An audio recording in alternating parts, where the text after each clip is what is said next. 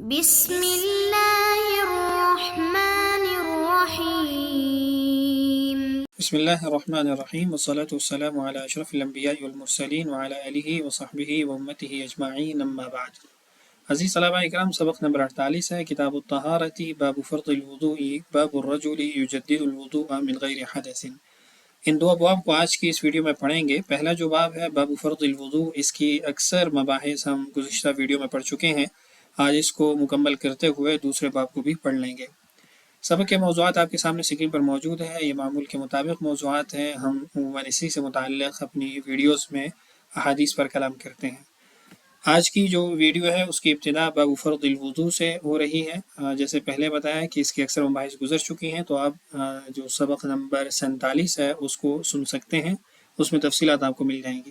حدیث ہے، رسول اکرم صلی اللہ علیہ وسلم نے فرمایا لا يقبل اللہ صدقۃ من غلول، اللہ تعالیٰ خیانت کے مال کے صدقے کو قبول نہیں کرتا، ولا صلاۃ بغیر طہور، اور بغیر طہارت کے نماز کو قبول نہیں کرتا۔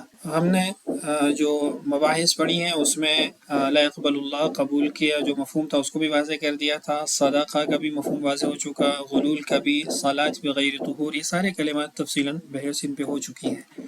آج جو ہم ابتدا کرنے لگے ہیں وہ کرنے لگے ہیں مسئلۃ فاقد الطہورین۔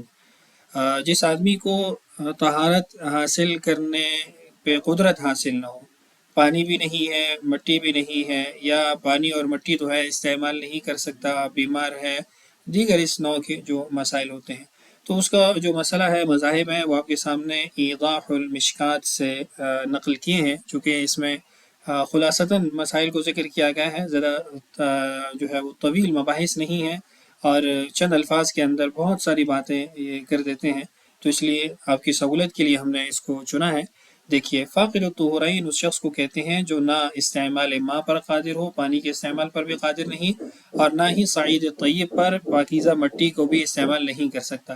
مثلا کوئی لکڑی یا لوہے کے قید خانے میں بند ہے، یا کوئی ہوائی جہاز پر سوار ہے اور وہاں پانی ختم ہو جائے، اب یہ شخص نماز کے وقت کیا کرے، تو اس کے بارے میں اختلاف ہے۔ مذاہب دیکھیے، امام مالک کے نزدیک وہ نماز کا مکلف ہی نہیں، امام احمد کے نزدیک نماز ادا کرے قضا درست نہیں، امام ابو حنیفہ، امام ثوری، امام اوزاعی کے نزدیک ادا نہ کرے بلکہ قضا کرے۔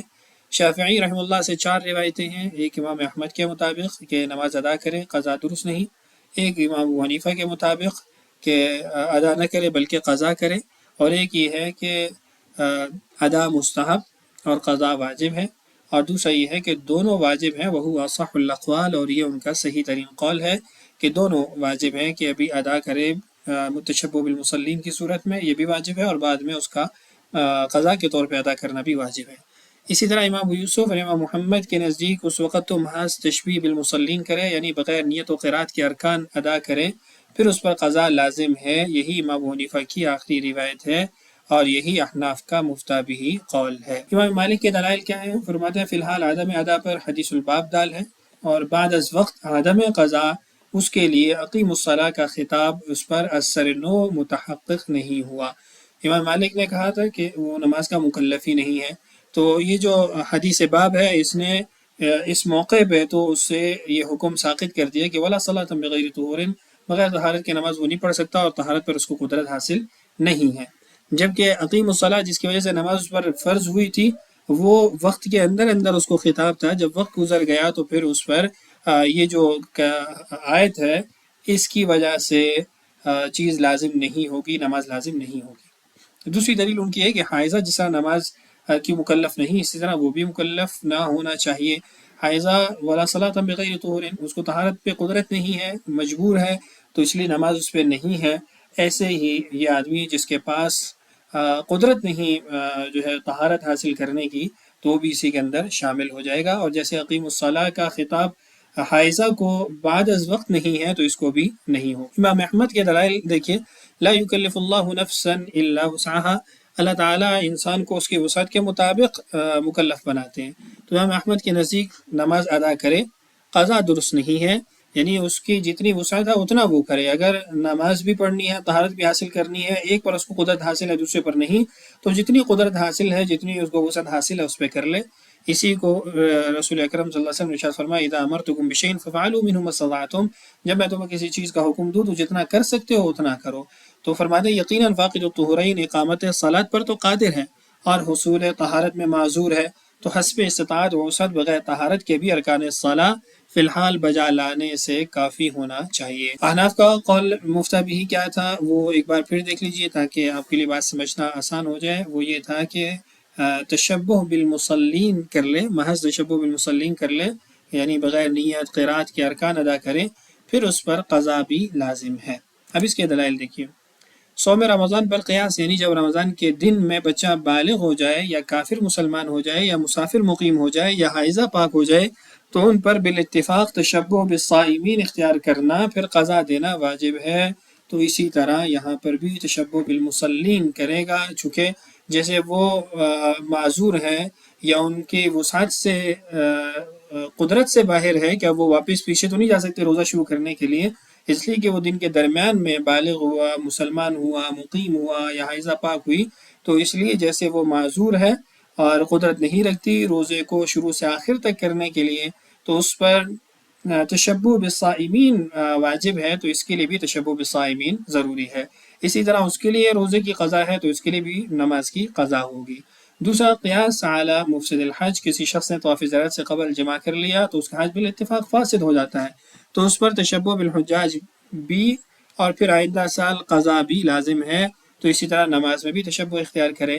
تشبہ بالمحلقین، کسی حاجی محرم کے سر پر بال نہ ہو تو حلال ہوتے وقت تشبہ بالمحلقین کرتے ہوئے اپنے سر پر اسرا پھروائے گا، تو اس طرح یہاں پر بھی ہے۔ آپ کے قول کی ترجیح جو قائم کی ہے اس میں فرماتے ہیں کہ جب حقیقت متعذر ہو جاتی ہے تو مجاز پر عمل کیے جانے کی کثرت نظائر، جس سے پہلے بھی وہ گزر چکی ہیں، صوم رمضان ہے، قیاس علی مفسد الحج ہے، تشبہ بالمحلقین ہے، فرماتے ہیں کہ بہت ساری ایسی نظائر موجود ہیں اور اصول فقہ کا قاعدہ اور اصول ہے کہ حقیقت جب متعذر ہو تو مجاز پر عمل کیا جائے، تو اس اصول سے حنفیہ کے قول کی ترجیح قائم ہوتی ہے، اور یہ چونکہ علت کے قوی ہونے کی دلیل ہے تو اس لیے حنفیہ کے قول کو ترجیح دی جائے گی۔ مزید بحث دیکھیے اسی حدیث سے متعلق۔ اب یہاں پہ ایک سوال ہے کہ لا يقبل اللہ صدقۃ من غلول ولا صلاۃ بغیر طہور، یہاں رسول اکرم صلی اللہ علیہ وسلم نے ان دو چیزوں کو ہی کیوں اختیار فرمایا؟ یعنی آپ نے صدقہ کے بارے میں بات کی اور ساتھ میں نماز کے بارے میں بات کی، تو ان کا آپس میں جو باہمی ربط ہے وہ کیسے قائم ہوا؟ تو اس کے مختلف جوابات ہیں۔ ایک یہ ہے کہ موقع کی مناسبت ہی ایسی تھی کہ آپ کو انہی دونوں موضوعات سے بات کرنی تھی، سمجھانا تھا صحابہ کو، تو آپ نے اس کی وضاحت کر دی۔ اور دوسرا یہ ہے کہ یہ دونوں انسان کی طہارت کا سبب ہے، صدقہ بھی انسان کی طہارت کا سبب ہے، جیسے پہلے ہم نے پڑھا تطہرہم وتزکیہم بہا وصلی علیہم، اور طہارت بھی انسان کی پاکی کا ذریعہ ہے، انسان کی صفائی کا ذریعہ ہے۔ اسی طرح رسول اکرم صلی اللہ علیہ وسلم نے چونکہ عبادات دو قسم کی ہے، مالی عبادات اور جسمانی عبادات، تو آپ نے ایک خالص مالی عبادات جو ہے اس کی جزئی کو بیان کیا، صدقہ کو، اور دوسری طرف سے آپ نے نماز کو جسمانی عبادات میں سے بیان کیا۔ تو یہ مختلف وجوہات علماء نے اس کے بارے میں لکھی ہیں۔ اس کے بعد دوسری ہماری حدیث ہے، اس کو پڑھ لیتے ہیں۔ وَبِهِ قَالَ حَدَّثَنَا أَحْمَدُ بْنُ مُحَمَّدِ بْنِ حَنْبَلَ قَالَ حَدَّثَنَا عَبْدُ الرَّزَّاقِ قَالَ أَخْبَرَنَا مَعْمَرٌ عن همام بن منبه عن أبي هريرة رضي الله عنه قال قال رسول الله صلى الله عليه وسلم لا يقبل الله تعالى ذكره صلاة أحدكم إذا أحدث حتى يتوضأ، اللہ تعالیٰ قبول نہیں کرتے تم میں سے کسی شخص کی نماز جب وہ حدث کی حالت میں ہو یہاں تک کہ وضو کر لے۔ تفصیلی مباحث ہم پہلے اس کی کر چکے ہیں، تخریج حدیث کے آپ کے سامنے موجود ہے۔ یہ جو حدیث ہے اصل میں اللہ تعالیٰ کے کلام یا ایھا الذین آمنوا اذا قمتم الی الصلاۃ فاغسلوا وجوہکم، یہ اس کی تشریح کے طور پر ہے۔ آیت کے ظاہر سے تو یہ معلوم ہوتا ہے کہ ہر نماز کے لیے وضو واجب ہے، اذا قمتم الی الصلاۃ، لیکن حدیث نے یہ واضح کر دیا کہ مراد یہ ہے کہ جب تم حدث کی حالت میں نماز کے لیے اٹھو۔ دیکھیے لا يقبل اللہ تعالی صلاۃ احدکم اذا احدث حتی یتوضا، اذا احدث کی جو قید ہے تو اس سے گویا آیت کا مفہوم یوں بنے گا اذا قمتم الى الصلاة وانتم محدثون فاغسلوا وجوهكم وايديكم الى المرافق۔ حدیث کے جو روات ہیں ان کو دیکھیے، عبد الرزاق ہیں، معمر ہیں، احمد بن حنبل ہیں، پہلے بات ہو چکی، حمام بن منبہ ہیں، ثقہ راوی ہیں، اور 132 ہجری کے اندر صحیح قول کے مطابق ان کی وفات ہوئی ہے۔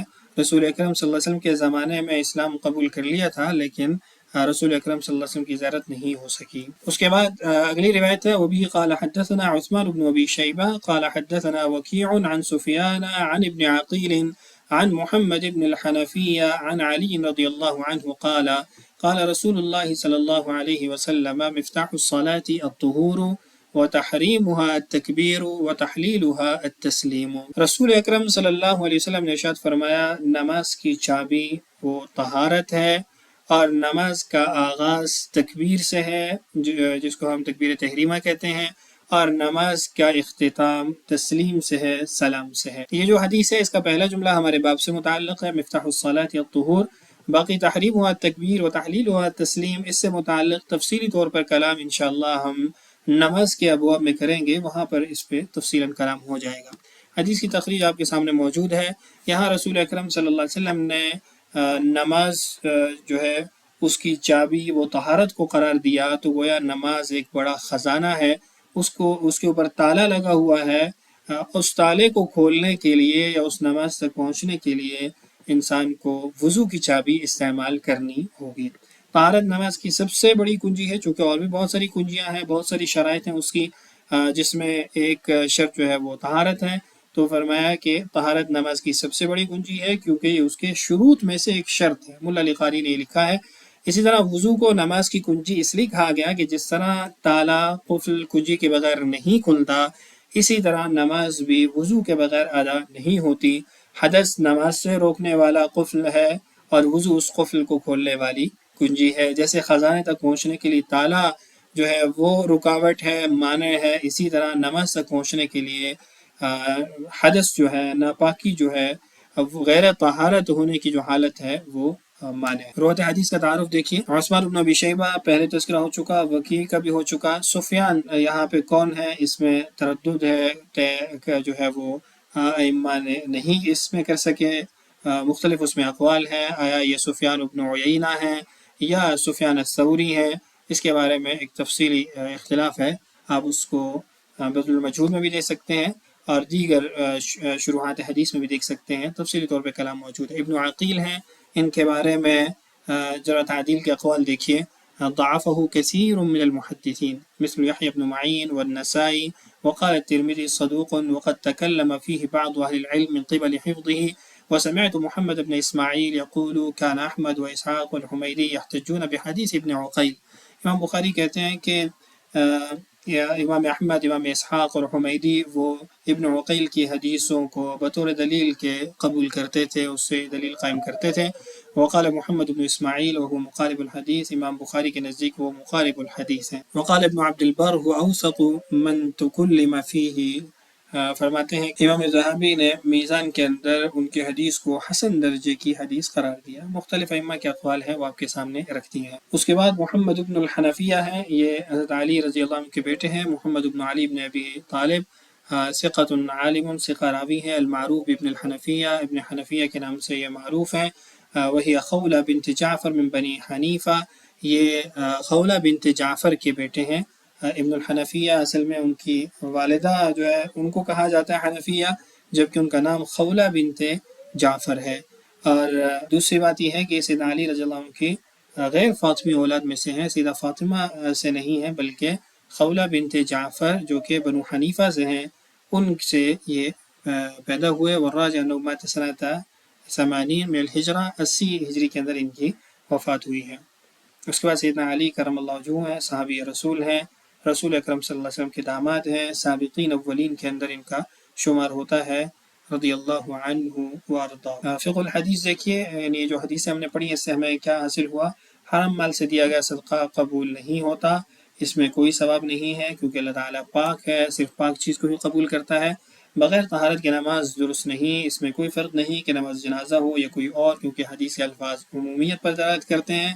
اگر کوئی شخص عمدن بلا وضو نماز پڑھے تو وہ گناہ گار ہے، مگر کافر نہیں جمہور کے نزدیک، جبکہ امام حنیفہ کے نزدیک ایسا شخص کافر ہے کیونکہ وہ عبادت کے ساتھ کھلواڑ کر رہا ہے، مذاق کر رہا ہے، اگر وہ بلا عذر جان بوجھ کے نماز بغیر وضو کے پڑھ رہا ہے۔ حدث خواہ اختیاری ہو یا اضطراری، دونوں صورتوں میں نماز باطل ہو جاتی ہے۔ جب تک وضو باقی ہے، ہر نماز کے لیے نیا وضو لازم نہیں ہے۔ حدیث سے معلوم ہوتا ہے کہ طہارت نماز کے قبول ہونے کی بنیاد اور کنجی ہے۔ دوسرا باب بھی ہم نے پڑھنا تھا، باب الرجل یحدث الوضوء من غیر حدث، لیکن چونکہ ہماری ویڈیو کا دوران یہ بڑھ رہا ہے اس لیے ہم جو ہمارا سبق کا خلاصہ ہے اور سوالات ہیں اس کی طرف بڑھتے ہیں۔ اس باب کو ہم انشاءاللہ اگلی ویڈیو کے اندر پڑھ لیں گے۔ خلاصہ آپ کے سامنے اسکرین پر موجود ہے، آپ اس کو نوٹ کر لیجئے۔ سوالات بھی آپ کے سامنے ہیں۔ فاقد الطہرین کا حکم بیان کریں، ائمہ کے مذاہب ذکر کریں، لفظ قبول کے معنی واضح کریں اور غلول کا تفصیلی حکم نقل کریں۔ اگلی ویڈیو میں انشاءاللہ ہم باب الرجل یجدد الوضوء من غیر حدث کو پڑھیں گے۔ اللہ تعالی ہم سب کا حامی و ناصر ہو۔ السلام علیکم ورحمۃ اللہ وبرکاتہ۔